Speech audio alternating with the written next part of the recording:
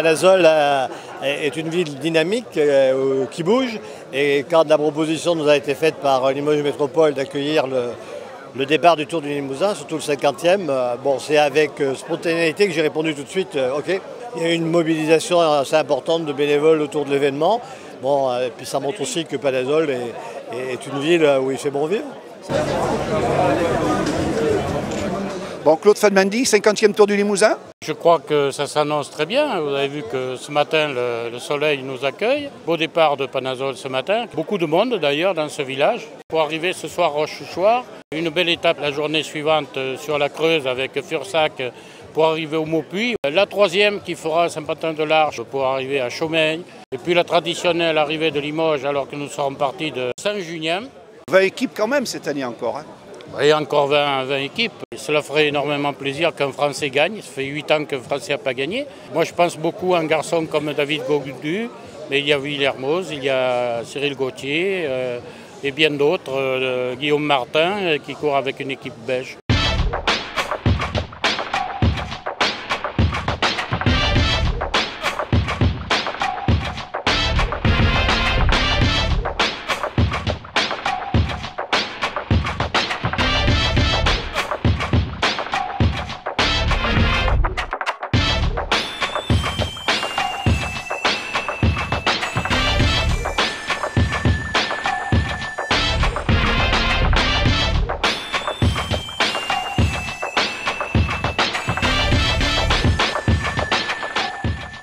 Dans la région Aquitaine, il y a de belles courses cyclistes, mais des courses comme le Tour du Limousin, il n'y en a pas beaucoup. Des courses qui durent depuis 50 ans, c'est quelque chose de tout à fait exceptionnel aussi. 50 ans, c'est pas rien. Voilà. Donc pour la région Nouvelle-Aquitaine, le Tour du Limousin, c'est quelque chose de très important. Une image extraordinaire de jeunesse, de dynamisme, de persévérance, de courage. Pour la région Nouvelle-Aquitaine, c'est aussi une très très belle image parce que le Limousin fait partie de la région Nouvelle-Aquitaine, apporte sa contribution au dynamisme de l'ensemble. C'est une magnifique fête. Et ça aussi, je crois que c'est important. La vie publique, c'est du travail, de la sueur, et puis de temps en temps, c'est aussi la fête. Et ça fait du bien.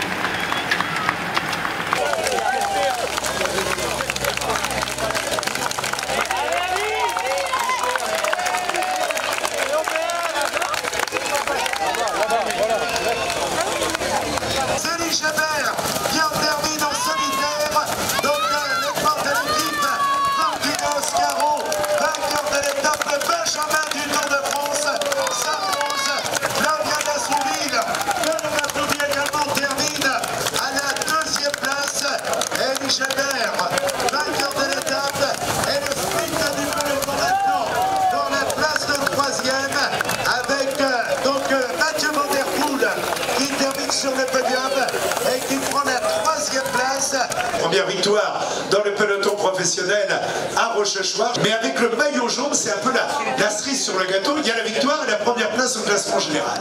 Ouais, voilà, c'est coup double. Donc maintenant, on va essayer de défendre le maillot. Tu avais le partenaire idéal avec Flavien Dassonville, parce qu'à deux, vous avez dû trouver la journée un peu longue. Ouais, c'est vrai que c'était long, c'était dur, les routes sont vallonnées ici, ça ressemble un petit peu à Côte d'Armor par chez moi, mais non, on a fait une très bonne entente tous les deux, jusque dans les 3-4 derniers kilomètres, et c'est ce qu'il a fallu. Et ouais, voilà, très bonne entente, et on a resté au peloton, ce qui est assez rare, et voilà, comme quoi faut tenter.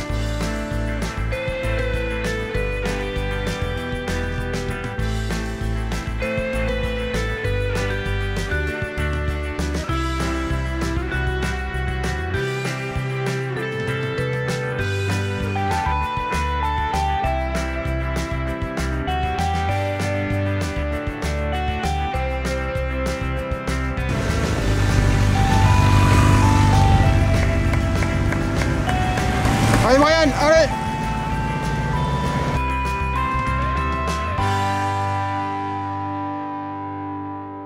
Daniel Manjas, c'est le Tour de Limousin, c'est un mariage d'amour.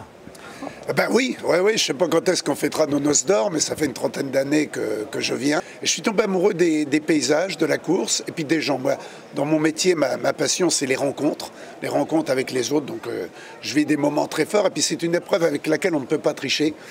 On n'est pas en forme, on péconte la note et on se retrouve avec plusieurs minutes de retard. Tant que je serai passionné, tant que ma mémoire, même si j'écris, j'ai gardé la méthode de l'école primaire où l'instituteur nous disait écrivez pour retenir. Je me suis toujours inspiré de ça et je continue de le faire parce qu'en écrivant, j'imprime, mais j'imprime dans mon cerveau. Quand j'étais gamin, j'ai beaucoup de cultivateurs de ma région, du Sud-Manche, qui sont venus s'installer dans le Limousin. J'adore cette région et il paraît que mon nom, Manjas, serait originaire de la région. Il y a même un lieu-dit qui s'appelle Mas, Manjas, avec la même orthographe, M-A-N-G-A-S. Donc on m'a dit que mon nom pourrait être originaire d'ici. Bon, si j'ai bien compris, ça va encore durer longtemps ce mariage. Ah bah tant qu'on fait appel à moi, et puis tant que j'ai envie, tant que j'ai la passion. Puis je crois que la passion est inoxydable, les années passent, mais la passion ne prend pas une ride et tant mieux d'ailleurs.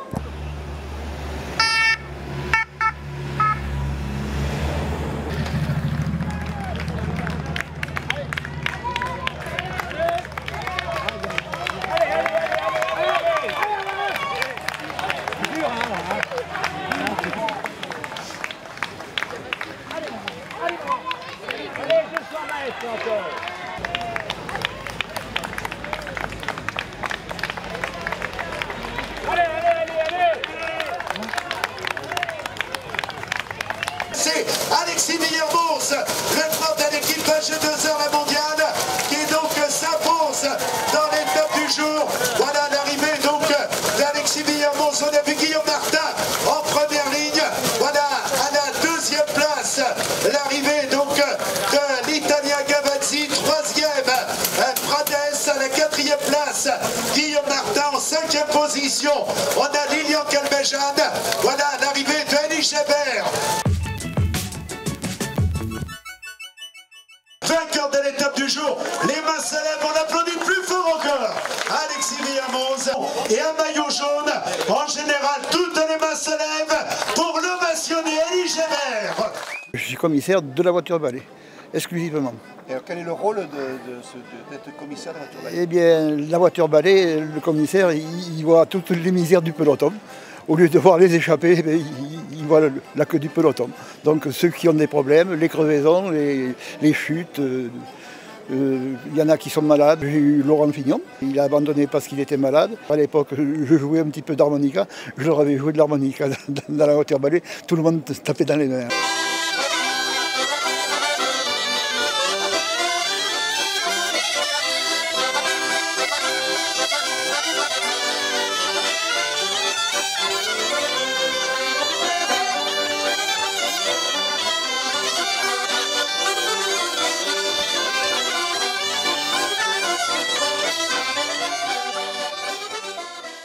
Et oui, encore une fois, cette année, le Tapis Rouge s'est investi parce qu'il voulait être partenaire de ces coureurs extraordinaires, mais surtout aussi de la caravane publicitaire. Vous avez vu cette ambiance extraordinaire et on est content d'en faire partie. Tour du Limousin, première participation. C'est difficile et dur, mais c'est ça la course. Donc, il y a beaucoup de petites routes et c'est jamais un morceau de plat, donc ça fait mal aux jambes. On est là pour préparer le cyclocross, c'est notre dernière course sur la route et on va essayer de gagner une étape avec l'équipe, mais c'est pas facile. On avait dit qu'on n'était pas ici pour le général. Hier, j'ai fait mon travail pour l'équipe, mais aujourd'hui, peut-être je vais faire mon propre chance.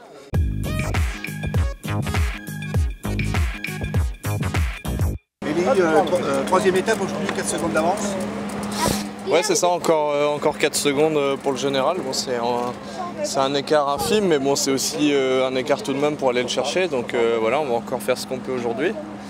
Et voilà, il y a un Alexis Virmos très en forme et qui l'a montré hier, donc il va falloir rester méfiant.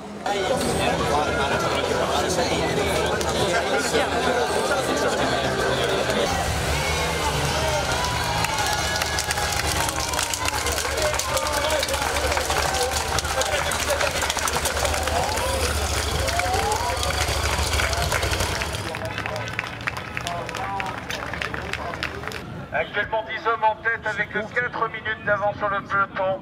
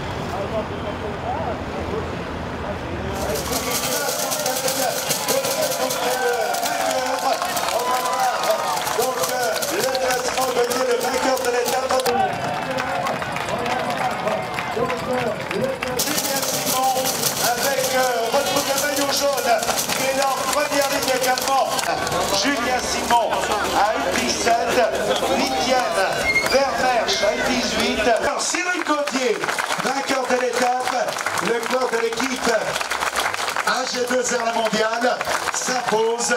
Il est rayonnant, le petit lutin des Côtes d'Armor, ravi sur le podium. Il disait que les Bretons sont jolis, mais que les filles du Limousin sont pas mal non plus. Je retransmets, d'ailleurs il a beaucoup de mal à les quitter, regardez. C'est fini Cyril. Maillot jaune de premier au classement général, à la veille de l'arrivée finale, à Limoges. Allez, toutes les mains se lèvent, on applaudit plus fort encore. Elie Gébert, la jeunesse du cyclisme français.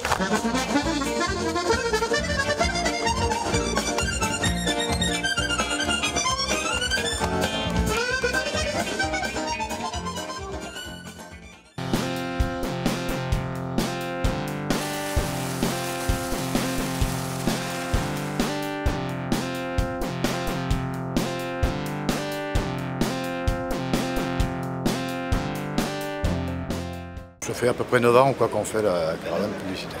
C'est une fête et en plus c'est gratuit pour tous ceux qui viennent de voir. Donc c'est vrai que c'est très bien. Et puis ils sont récompensés en plus par les objets publicitaires quand on leur distribue tout le long de la route. Donc c'est vrai que c'est une récompense, puis c'est une fête pour tout le monde. Là on avait presque 80 véhicules là, sur cette étape et vraiment tout le monde se côtoie, il n'y a pas de. Non, il n'y a aucun souci.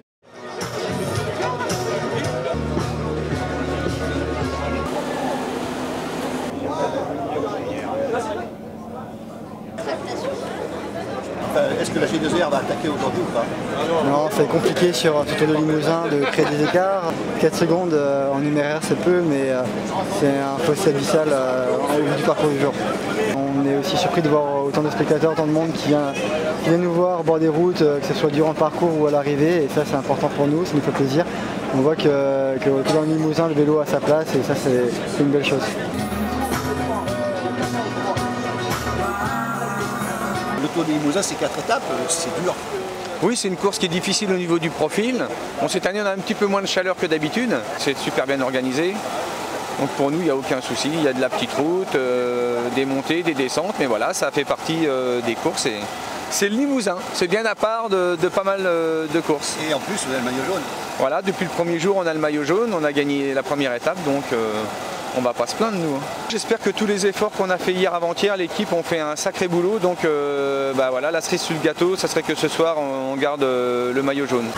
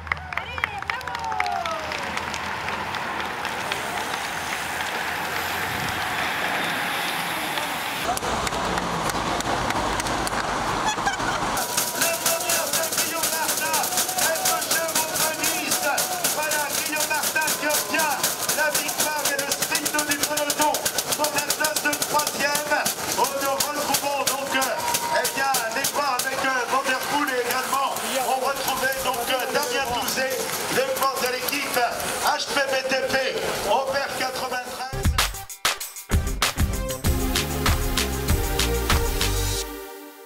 Guillaume Martin, vainqueur de l'étape. La première victoire, ça compte. Pour un jeune professionnel, il se rappellera toute sa vie que c'est à Limoges qu'il a gagné. Il se rappellera de votre ovation.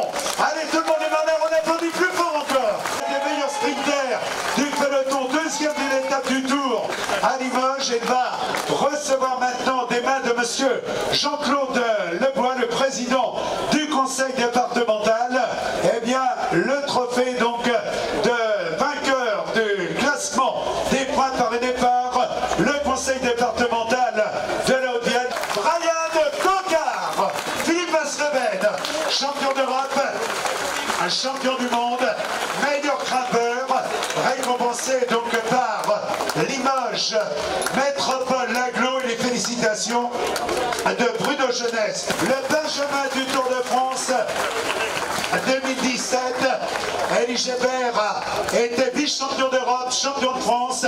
Il a brillé dans les Coupes du Monde et il reçoit donc le maillot de meilleur jeune.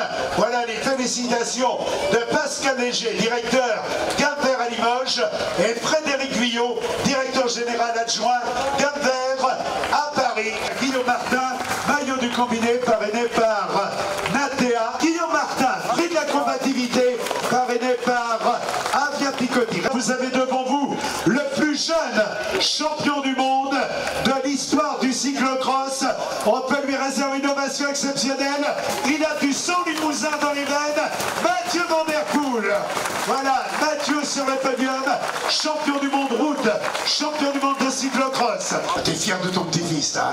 Va l'embrasser, allez, va l'embrasser. Ah mais si. Est-ce que vous voulez la bise du petit-fils? Ah ouais, Raymond, allez Raymond, ah mais si.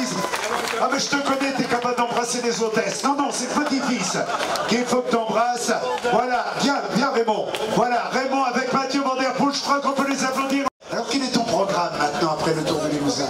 C'était ma dernière course sur la route, donc maintenant la préparation pour la saison de cyclocross commence. Voilà, et bon, on te souhaite de retrouver le titre mondial. Monsieur Gérard Van Den Broek, premier vice-président de la région Nouvelle-Aquitaine, qui va remettre le trophée de vainqueur à Alexis Villermoz. Il avait gagné une étape du Tour de France à Mur de Bretagne. Il a été deuxième au championnat du monde de VTT, deuxième au championnat d'Europe, vainqueur de l'épreuve olympique pour les Jeux de Rio. Il a fait sixième de la Flèche Wallonne. Il a gagné 2 fois à Plumelec. Merci de l'applaudir, le vainqueur de la 50e édition, une édition anniversaire. Il est là devant vous, l'ovation maillot jaune, l'un des meilleurs sports du Tour de France 2017, Alexis Villermoz, lieutenant de Romain Bardet, ce qui ne l'a pas encore empêcher d'aller chercher une belle 13e place au classement général.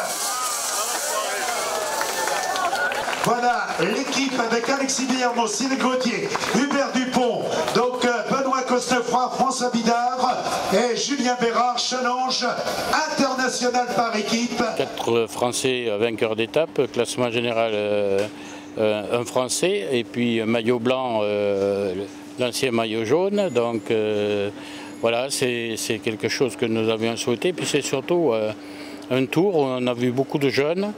Et je crois qu'on va peut-être renouer avec le passé où le Tour de Limousin avait été à un moment un révélateur de talent. On a vu tout à l'heure Guillaume Martin qui a 22 ans, on a vu Jesper qui a 22 ans, on a vu des coureurs de 24 ans, bon, un peu plus confirmés avec Guillermo et Cyril Gauthier, mais je crois que chaque jour nos petits Français, ils ont été devant, ils ont du tempérament, il n'y a pas de temps mort et c'est ce que l'on souhaitait, avoir une course débridée. Donc ça se construit par un circuit où il faut qu'à chaque instant, on puisse remettre en cause ce qui avait été acquis quelques centaines de mètres plus tôt. Hier, c'était un Corrèze un peu plus traditionnel, même si on a l'impression d'arriver à montagne, mais quand même, ce ne sont pas les mêmes pourcentages que l'arrivée de Rochechouart ou l'arrivée de la veille au Maupuy. Une fois de plus, la bagarre pour aller chercher toujours ces secondes. Eh bien, on va dire vive le 51e. Ah oui, c'est bien parti pour.